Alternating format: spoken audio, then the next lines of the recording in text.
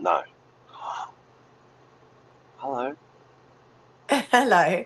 Good morning, guys. Happy Friday. This morning we're going to be talking about price guides. I reckon this is one of the biggest conversations I have all day, every day of my career. So today we're going to unpack them a little bit for you. Stay tuned.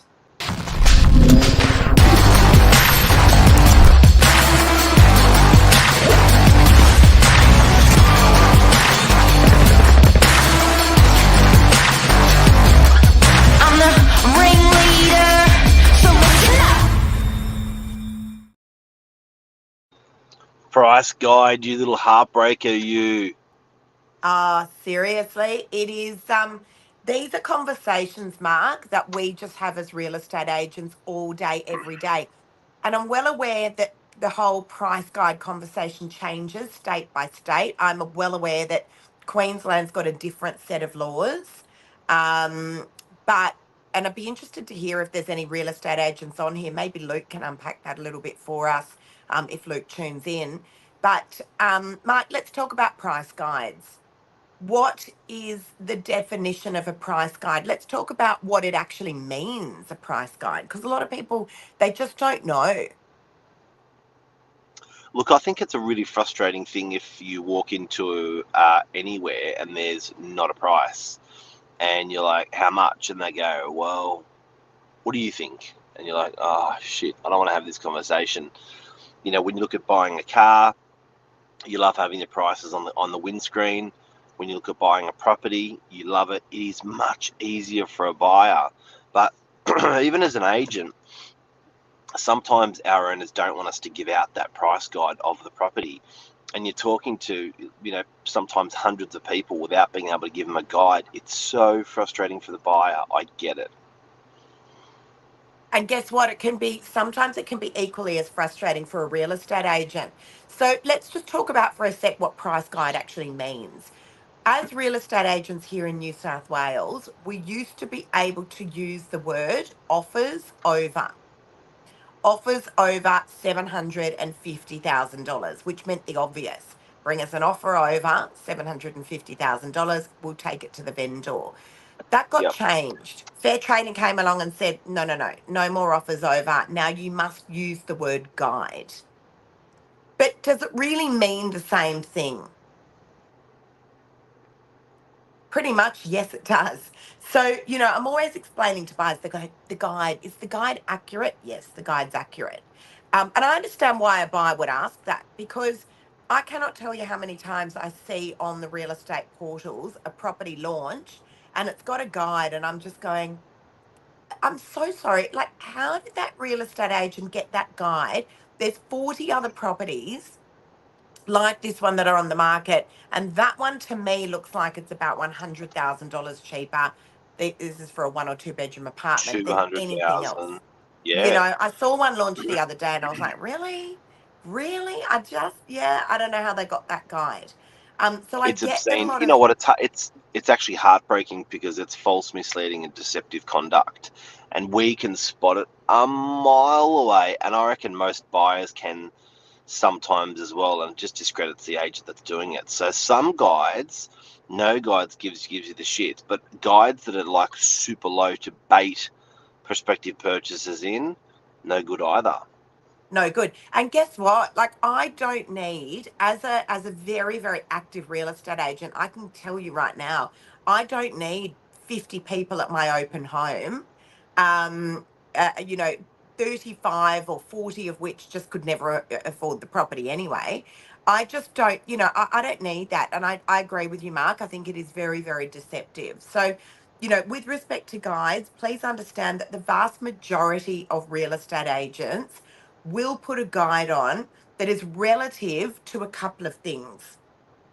One of those things that we've based the guide on is recent, and I want to underline and bold and highlight the word recent, properties that have sold within that area. Apple for Apple properties. The other one is our market knowledge. And I want to talk with you, Mark, in a sec about the market, because something's changed over the last couple of weeks. Um, So that, they're the two things that we base our price guides on: recent sales that have taken place and our market knowledge of what we know about the area and what is happening currently with the market. That's what we base our guides on. So guides too low, shocking, absolutely shocking. Total waste of everybody's time: the buyers, the agent, and the vendors. So, I have to say we really, really keep our property prices, our property price guides, I should say, as realistic as we possibly can. Sometimes they're not right. Guess what? I had a 2-bedroom apartment that I launched a couple of weeks ago, and I remember saying to my vendor, look, this is an absolute realistic opinion of value on your property. And he goes, no, no, no, I want more, I want more. I said, that's okay. If there's more, I'll get it for you. I guarantee you. And guess what, Mark? We launched it with a guide of 765. It was a tiny little 2-bedroom apartment in DY, and sure enough, that weekend we had a significant amount of offers, and they were all bopping around that high sevens. What did I do? I lifted my guide. So what's the stretch that's allowed, or how much can you catapult from what you got asking guide to where it sells for that's acceptable? What's the stupid number and what's the acceptable number? So for instance, if it's 750 and it sells for 950, is that ridiculous? Yeah, ridiculous for a 2-bedroom apartment. Yes, and please understand, that 1 and 2-bedroom apartments are in a very different category to luxury homes. And I see it all because I do deal with 1 to 2-bedroom apartments, and I do deal with 8, 10, $20 million properties. I see both ends of the spectrum. So a $200,000 variance for a high-end property is not a huge variance whatsoever. A $200,000 variance for a 1 or 2-bedroom apartment is absolutely ridiculous. Something's gone on there, in my opinion. I have had that happen once with an apartment in my career, and that was a 3-bedroom apartment that we launched in DY. Where my opinion of value on that property was circa 1.35 to 1.45, and we took it to auction. And what happened at auction? It went $540,000 above the reserve. 21 bidders. It was just a cracking apartment, and we just had 2 people that wanted it. So what's a That was an percentile that's anomaly. acceptable? 10%. 10% variance. 10% variance. Not bad. So, look, the price guide conversation is always a hard one. It's a tricky one with buyers, and it's a tricky one with sellers. I want to go through with you guys a conversation that I had yesterday with a vendor. That it was a very, very interesting conversation, and I had a real estate agent reach out to me during the week asking me how these conversations go. So I'd really love to unpack that with everybody. But Mark, I want to talk about something interesting that I'm seeing that's happening in the real estate market at the moment.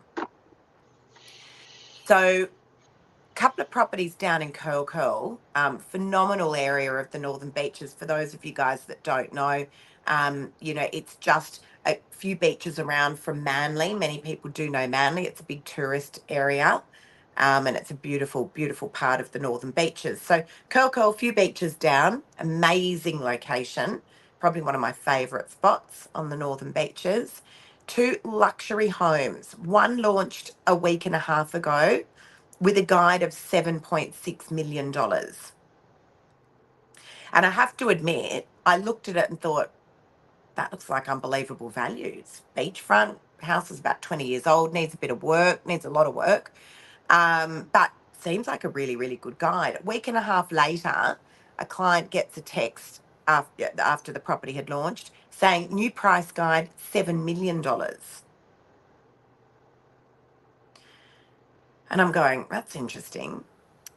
Another property, beautiful property, unbelievable home, totally turnkey. Motivated vendor.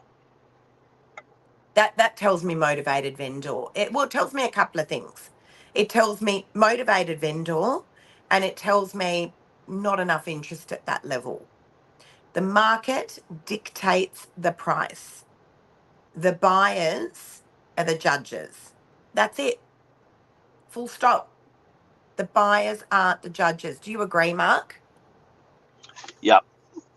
You know what? People will vote with their money. And when they see a property and when they see value, they'll put their hand up and vote with their money. And I think when it's had enough time, an hour or two on the market, sure, it's not enough time, but 3 or Yeah. 4 months, way too much time. So there's sort of this, as long as it's on the market for long enough, it's had air, it's been exposed well. That's the price. Couldn't agree more. Another property, second property, also in Curl, amazing home, beautiful views. I haven't been through these properties, guys, but buyers are telling me I've got a few properties on the market in that location. The buyers are telling me. That one had a guide of around 10 to 10.5 mil. It was never displayed.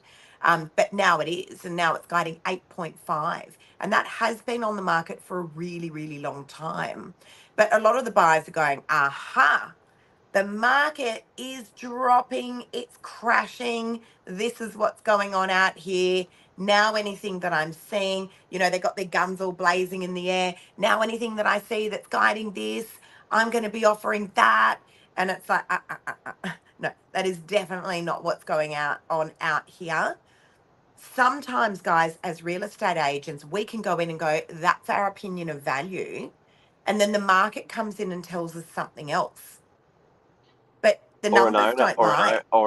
owner says, "Thanks, Lisa, for your opinion, but I want you to put $1 million more on it, and see how you go." But Mark, the numbers don't lie. So yesterday I had a vendor meeting with a property, and I'm not going to say which one, but a property has been on the market for a very, very long time. It was on with another real estate agent for over 400 days. And then it came on with me over 400 days. Then it came over to me and it's been on the market with me for over 100 days.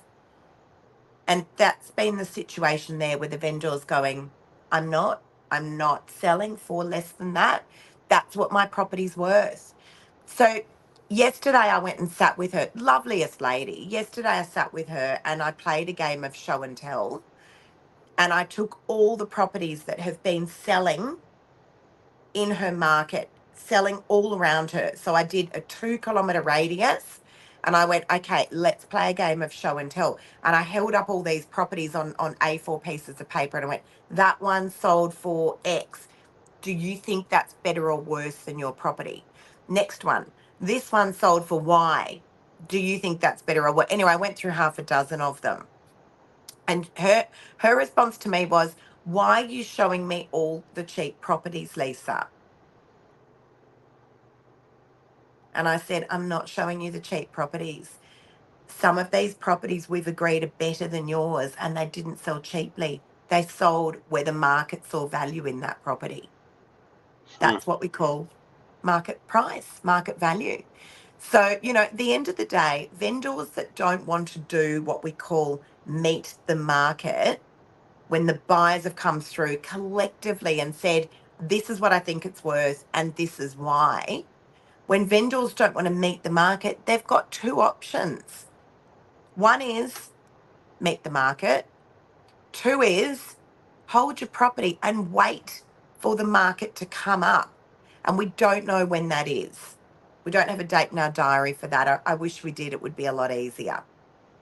What about firing your real estate agent's ass? Well, they can, but you've got to ask yourself, Mark, and she did do that because the last agent did have that property on the market for over 400 days. So you've got to honestly wonder, is it the market or is it the agent? They're the questions you've got to ask yourself. Well, Because it's if one of you three things. It's price, it's product, or it's promotion. So can the promotion be done better? Promotions vary far and wide. Can the product be presented better? Painting the property, carpeting the property, things like that. Price, product, promotion. Can the price be better?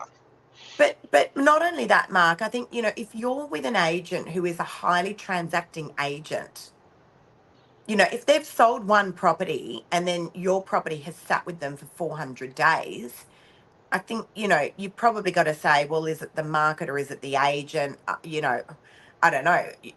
But, if you're with a highly transacting agent, you'll go, hang on a second. They're selling every single property. They're selling a huge amount of property. It's just mine that's not going, or it's mine and a couple of others that aren't going.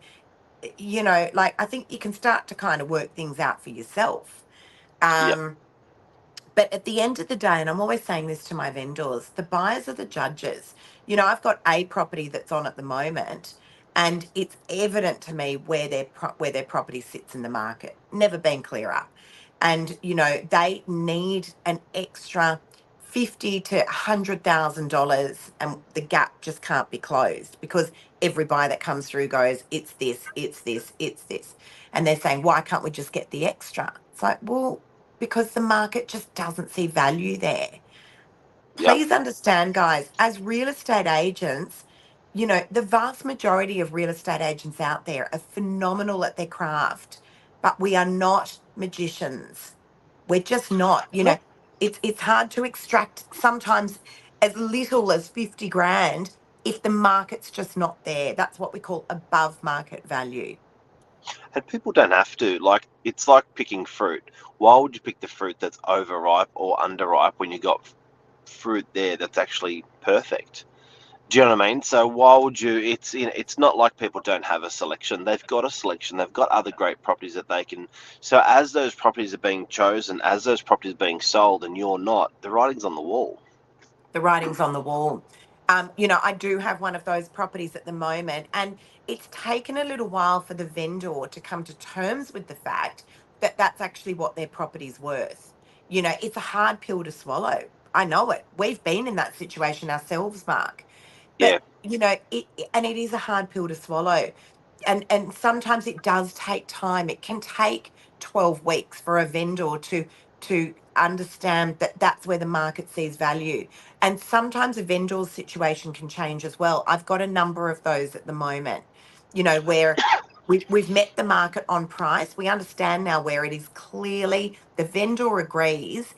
And then the vendor goes, you know what, Lisa, I've found something now that I would like to buy. Let's move this on because I've Yep. found something and that's really important to me and I don't want to miss out on it. Let's move that property along. I've got a number of those at the moment. And we have found the market, and I've got a number of offers on a particular actually a couple of phenomenal properties at the moment. Where buyers are going, well, I don't understand. The guide looks good. Why is it not selling? Is something wrong with the property? Transactions at this Interesting. stage, guys, I'm finding are taking a little while to pull together. There's a lot going on. We've had a lot of interest rate rises. Financing is not a walk in the park. You don't just call your bank manager these days, send them a couple of pay slips and get an approval. Getting finance is hard. People, I'm finding, particularly at the high end mark, have got a lot going on in the background, selling businesses, huge amount of overseas buyers, never seen so many, but a lot of them don't yet have their permanent residency. And so they're waiting on that. Yeah. Excuse me, and international buyers that don't have permanent residency that do want to buy property in this country have got to pay 12% stamp duty. That's not a small amount of money. No. Not a small amount of Very money. interesting. Anything else to talk about in the property market today, Lise? I think it's the calm before the storm. I'm glad that we're documenting this. I think it's the calm before the storm. There is talk out on the street that some of those fixed and variable interest rates are going to start to come down, not through the RBA, but through the individual banks themselves. I've heard that a number of times now. That'll be interesting to see if that is the case, maybe as much as 0.75%. But I do think it's the calm before the storm. Stock levels on the northern beaches have dropped by over 100 properties in the last week. So that means some stock is transacting. Again, where vendors have met the market, some stock is transacting. and it's not being replenished. A lot of buyers agents are saying to me, Lisa, where's all the stock? Are you seeing more stock coming on? Very interesting. So interest rates are tripled and the market still does well. Stock doubles and the market still does well. It's quite resilient. I'm really surprised. I'm really, really surprised. It is resilient. Yes. Mark, have we got any comments? What's going on out there today? It's very quiet. Mark's very quiet too. I'm struggling. Mark's, I've got allergy. Mark's got man flu. Man flu. Yeah. Mark And has man flu. And my light failed as well. It's been a couple of things today, you know, it's been hard. Can I just tell the world, Mark, you with man flu is you're not too bad. You're not too bad. Mark's not that person that goes, I'm sick, like tells the whole world. Mark actually doesn't like to tell anyone that he's not feeling well. But what he does do is like will just cough and sneeze like there is an earthquake taking place. That's what Mark does do. But all in all, I must say he's pretty good. Not too needy when he has man flu. The girls out there will know what I'm talking about. Just don't give it to me. Don't give it to me. Yep. Hope it's not COVID. I don't know. Does that exist anymore? Does anyone even talk about that? Yeah, but I'm really get sick from it. They just sort of tell everyone they got COVID and everyone goes, oh my God, and then it's gone a couple of days later.